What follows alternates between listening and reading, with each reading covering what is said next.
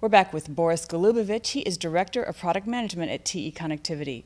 Boris, we think that operators are looking more and more at the centralized head end as they explore ways to bring connectivity to large venues and even to entire cities. Can you tell us a little bit about what you're seeing? Yes, that's a really interesting point. Is that both of those places have a limitation to space.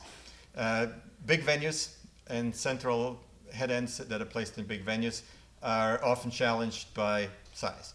And in cities, that's similarly the case. Real estate is expensive. You take every major city, the space where you can put equipment is highly restricted. Well, one of the good things in cities is that the central office is becoming depopulated as quote-unquote classic telco equipment is becoming smaller. Some of that space can be repurposed for wireless. So that's a great opportunity.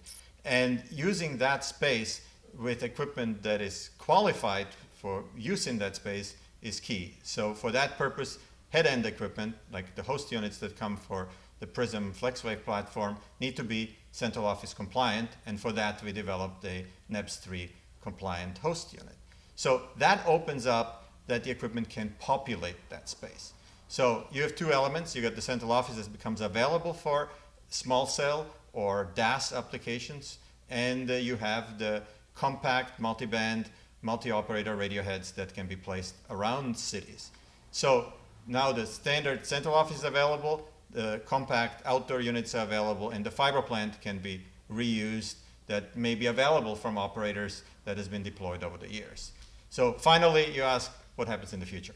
So the good thing is central office gear is becoming smaller, but as DAS or small cell gear follows the same technological curve, that gear also can become smaller and provide same performance in a smaller footprint. So as bandwidth usage out in the outside plant in the small cell application increases, central offices are likely to stay the right size for some years to come. Okay, so the equipment's getting smaller, but what about the amount of fiber needed? Is that going up or staying the same? So, excellent question. Even there, technology is our friend. Speeds per wavelength do increase over the years, and we went from less than 1 gigabit per second to 40 gigabit per second per wavelength.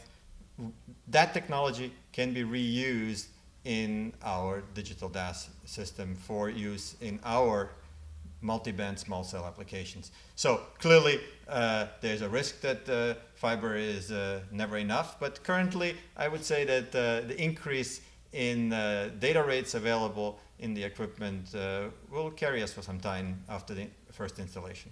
When you talk to operators, do you sense a strong interest in where the fiber is, how much fiber is available, all that? So in our business, we have the wireless business unit that I'm responsible for. I have counterparts in the, we call it in the fiber part of the business.